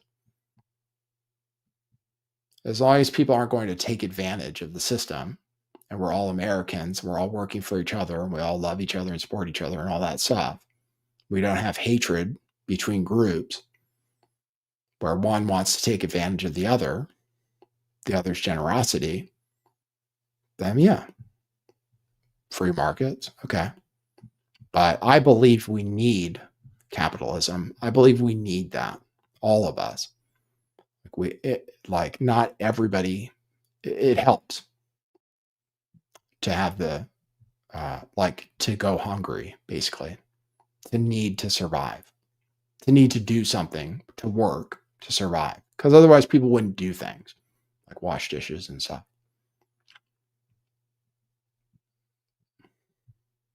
Here's what this is a post that Nick Fuentes posted on Telegram of a female. I'll read you what it says. It says, when I really don't feel like doing my politics homework, that I remember this is how a current man with large political influence openly speaks about women. Okay, so here's this. Hey, bitch, we control your bodies. Guess what? Guys win again. Glass ceiling? Dude, it's a ceiling made of fucking bricks. You will never break it. Your stupid face keeps hitting the brick ceiling. We will keep you down forever. Hey, bitch, we control your... So there you go. Those are the things he says. But actually, here's a girl that likes him. And actually, thanks, insert name here. Yes, my audience is like 30% female. I really take pride in that. Because most podcasters like Joe Rogan and stuff like that, I don't think they're anywhere near 30%. So I really take pride in that. I appreciate that women listen to my show. And I met my wife by doing my show and stuff. And people who join the show and talk to people in the chat, maybe you can meet somebody too. Insert name here says, I'm a female Nick fan, LOL. Yeah, some girls aren't so sensitive to it, and they understand what he's driving at. But here's another person who's kind of a female Nick fan. I'll show you. This is a funny video.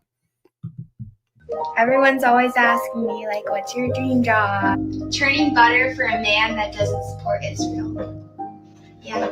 Barefoot in the kitchen, birthing 10 babies for a man that is godly. Back the patriarchy and regressing society just a little bit. Making a sandwich for a man that doesn't support Israel. Everyone's always dream. But we have to make enough money to support you. That's the problem. It's so difficult. We'd love to do that. We'd love to have you. But we feel bad because we can't provide for you, to be fair, especially young men. Like, we feel inadequate because it's hard for us to make enough money to provide for you, young lady, who just wants to churn butter. Problem is, we have to pay your bills, which we'd like to do, but we can't afford it. There's no jobs out there for us that allow us to. So you have to go to work too, honey. In fact, you have more earning potential than we do, honey, because of DEI, unfortunately. That's just the way the world is, babe. We'd love to have you. We'd love your butter. Thank you. So, anyway, trad wives, right? Here's what Megyn Kelly says about Nick Fuentes. Why? This is what a lot of people say. By the way, one quick point on that. There are people who listen to Nick Fuentes who are not actual bigots. And that is one of the interesting things about Dasha, who does listen. She's a Catholic convert who does listen to Fuentes and references Fuentes. You can actually learn a bit about the appeal that Fuentes has with some younger, non-bigoted people, which, again, I don't listen to Fuentes. I'm not listening to America First. It's just not happening. But there are people who do, and they are worth understanding because they're looking for criticism. My theory is they're looking of some criticism of the MAGA movement from the right. And one of the only places they find it is in Fuentes. That's such a good point. Like, it is more important right now to figure out why is he so popular than to just try to cancel anybody who is trying to figure it out. Right? Like, why don't we stop and consider the mission that they're on? Like, why is he so popular? Why? And I know, of course, our Jewish friends are like, he hates Jews. Like, that's all we need to know. But it's not all we need to know, because like, there is a growing number of disaffected young men in particular in America who are really deeply unhappy and have been told they're to blame for all of society's ills. And his message is resonating with them. He talks about more than Jews and blacks and women on his show. When he talks about those groups, it's not great. It's not great for any one of those three categories. I can attest to that. But it's not all he talks about. And so some of his stuff is compelling and it's very interesting and he says it very well. He's a persuasive arguer. So I understand the perceived threat with him, but what we need to figure out is why. What is it about him? And I think from that standpoint, these interviews do have real value, because maybe there really is a need that needs to be filled by somebody for whom the price of admission is not so high, right? Like, you don't have to get through all of that bile in order to hear somebody say these other things. And I don't know, I'm sick and tired though of like the New York Times saying he's the new Charlie, like he's filling the void Charlie left. That's all bullshit. Like, no, he's not. Those two couldn't stand each other. Charlie was noble and beautiful and faith-based and a God-loving Christian. Nick Fuentes. Yeah, but all of his followers listen to Nick on the side, and we're changing. He is the new, he is kind of the new Charlie Kirk, except he's even more popular, unfortunately, for what people think. He's not Charlie Kirk because he's not like looking for a big tent the same way. He's not catering to his donors the same way. He's not trying to register Republicans or get somebody elected exactly the same way. But as far as influencing young men, he's more popular than Charlie Kirk. And the whole thing about disaffected young men, I just read you the thing about Stanford. You think those guys are disaffected young men? Those are the most privileged men on earth. You're a freshman at Stanford. You're doing pretty well, actually. You shouldn't feel the system hasn't broken you down. It doesn't explain it. I like that these two women are discussing it, in a thoughtful way. But people want to write it off as that it's like men who feel terrible about themselves. That's not all of his listeners, actually. People give him, it can't just be young, poor men, because he's getting $100 super chats over and over every night. Somebody with money watches his show. people who are doing pretty well watch his show because they give him a lot of money every single night. And then he just curses at them and calls them stupid when they give him super chats, which come on some completely different platform, which he doesn't even promote. Like, people want to say he's an agent and stuff. I've been watching how he does it. He had to come up with a different payment system. He has some kind of totally different super chat. He doesn't rely on any internal systems. Has his own website where people subscribe now. People pay $100 a month so they can talk to him in a Discord. If I give out a Discord link for free, people don't talk in there. He has people paying $100 a month so they can talk to him on Discord, basically, or some kind of server, chat server. He has people paying, I think, what are his prices? They're not just disaffected young men who are poor, which is kind of what their people are implying, or have no hopes for the future or anything. There are people with money that support him. He makes a shitload, has no sponsors, never has, sells $50 hats, which people are buying, has the shop and stuff. Completely independent. Unlike Candace Owens, unlike Tucker Carlson, unlike Dave Smith, he doesn't write a book. He could write a book. If they didn't ban it, it would be a bestseller. If he wasn't still banned, he would have the #1 show on the planet. You can take that to the bank. He had the #1 podcast on Spotify, and they banned him. #1. It wouldn't be Candace. It wouldn't be Tucker. It wouldn't be Joe Rogan. It would be a 27-year-old kid with no organization who has people working for him for free, lives by himself in a house in Chicago, eats Big Macs, wakes up at 4 p.m. sometimes.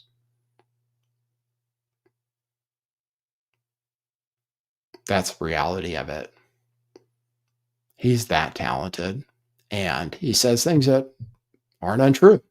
He is racist, but he's not wrong.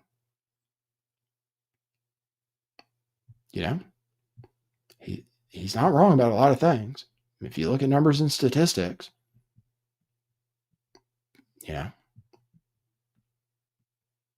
I mean, there's a certain group that commits most of the violent crimes in this country. It is true.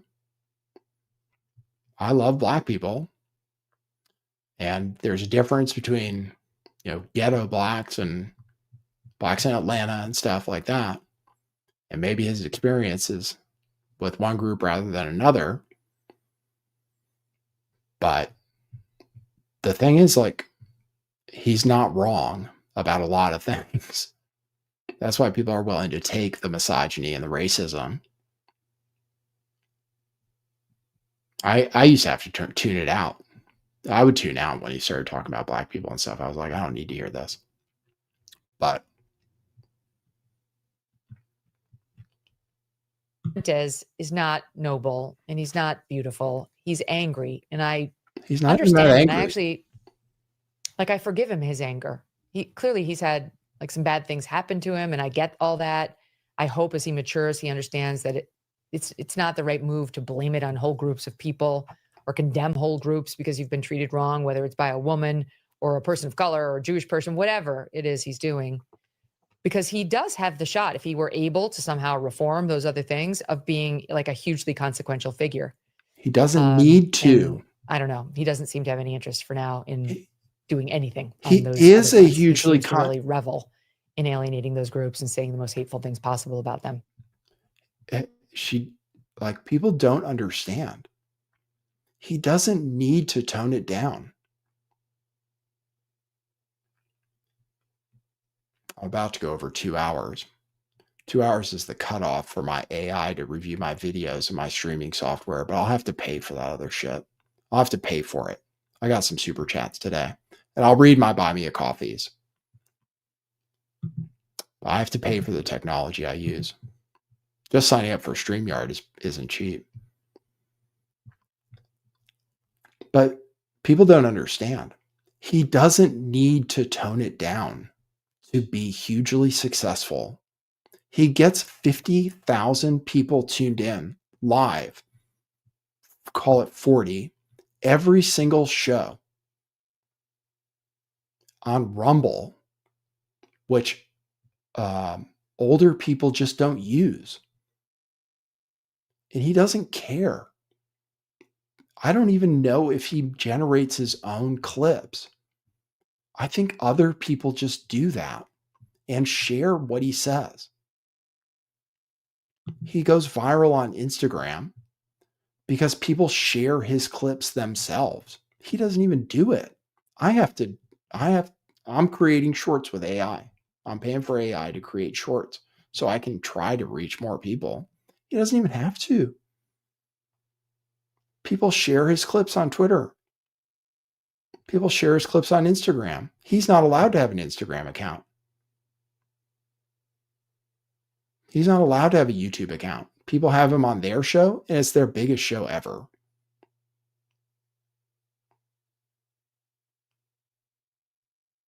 He could tone it down if he wanted to be on Fox. He doesn't have to. He doesn't want to be that rich, I guess. He's motivated by money to some extent, but he's completely independent. If he's allowed to be on Rumble and that's all for the rest of his life, he's rich. I think he probably owns the property he lives in. Doesn't care about girls. He might be gay. Eats fast food. Plays video games. He's kind of like a but apparently he has friends, he says. But she's like, he could be massively influential. He is. Megan. Like, he doesn't have to tone it down. He's not going to win elections, though. People like women, I can understand. Blacks, Indians, like, he could probably talk about things in a way that black people wouldn't be so turned off by it, actually. Because there are some black people that like him. But I understand why a lot of black people don't like him. And actually, he probably could change a little bit and invite that kind of audience. Maybe he will. But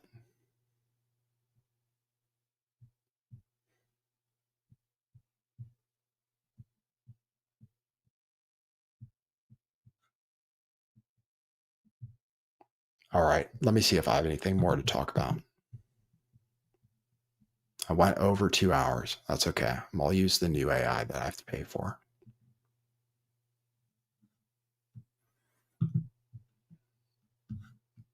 Okay, I'll just read the chat and then read my super chats. Save a little bit. We'll talk about Jeffrey Epstein later. Azalea Banks, if anybody cares, said she's going back to Tel Aviv. Azalea Banks says, I'm going back to Tel Aviv. The U.S. is really getting too ratchet. Hey, thanks.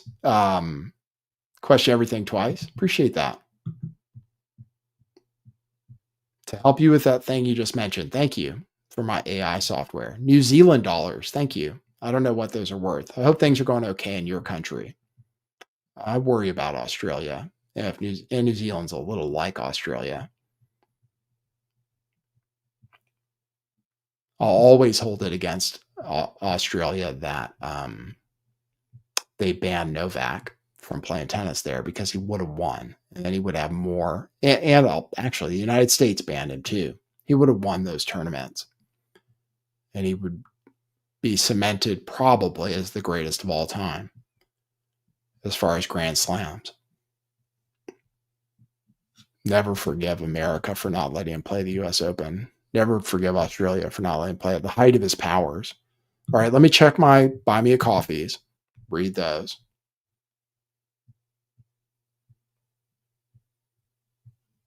Insert name here says, I feel Nick is similar to Owen Benjamin. Yeah, he is kind of. They were both popular at the same time.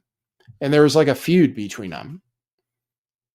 Owen hates everybody, attacks everybody, and attacked Nick and said that he was still breastfeeding. There was something about milkers from Owen Benjamin. I used to follow Owen. I had a spat with Owen. But the problem with Owen is he attacks everybody and he's bipolar or something. Like he's kind of, like somebody said, he has no political tact and is pretty schizo. But what they believe is similar. Yeah, but Owen's totally irrelevant now. He totally got himself canceled. He would really do racist stuff. Got canceled from Rockfin even.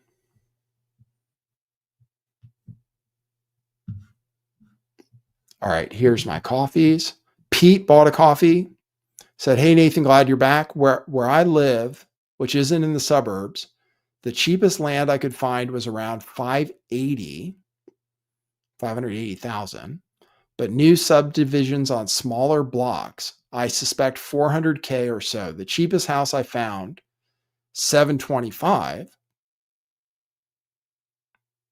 But really small block and run down. Average wage is 85K in my state. A friend who's an agent told me houses get sold straight away, usually. It boomed here in COVID. I mean, it went crazy. Yeah, when they gave out all the free money, people bought houses. That's when houses went way up. Pete bought a coffee yesterday, too. So just missed the show today, but we'll go back and view. It had an important call I couldn't miss. Oh, I had an important call I couldn't miss. Good to see you back. Thanks for that. Pelpanisha bought 3 coffees. Says, glad to see you back. You sound good. Look well. Yes, thank you. I feel better than I did. Thank you for that. Thank you for noticing. Somebody in the chat said, how did I not age in 5 years? Believe me, I have, but I appreciate the sentiment anyway.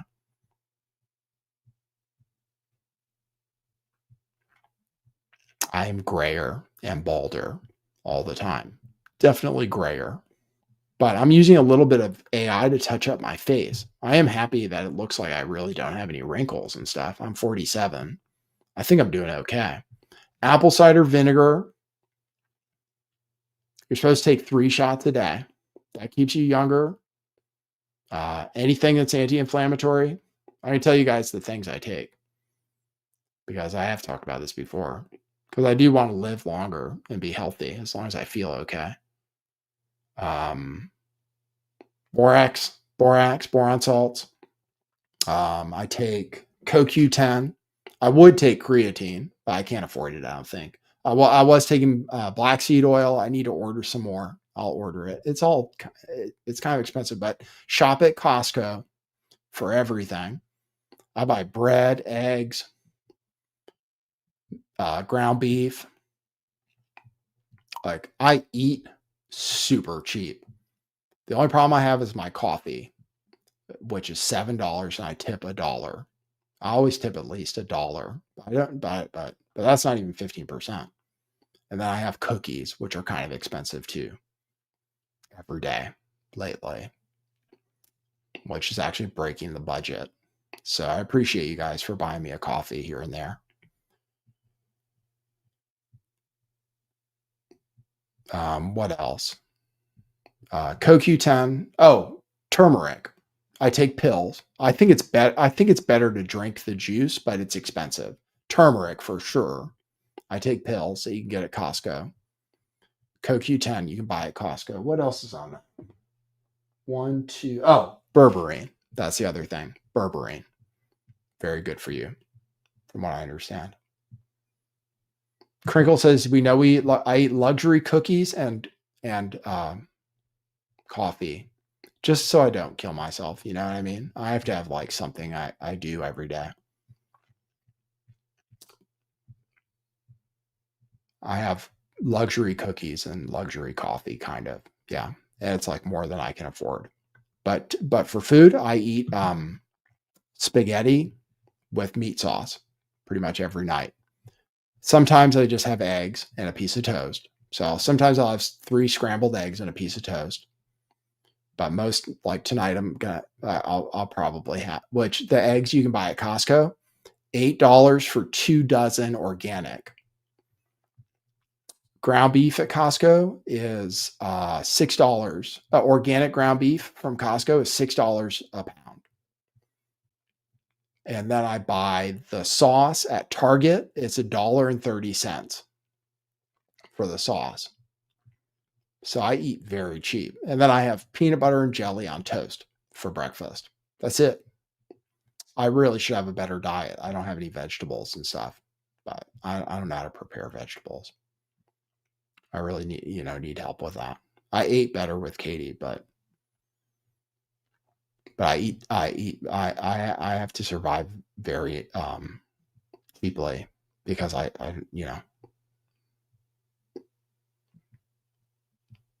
so anyway, that's it. Thanks everybody. Thanks everybody for tuning in. Glad you enjoyed the show. If you did, and we'll see you at the next one. And look for I'll shoot out some shorts after this is over. All right, guys. Thanks for tuning in. And for now, that is what it is.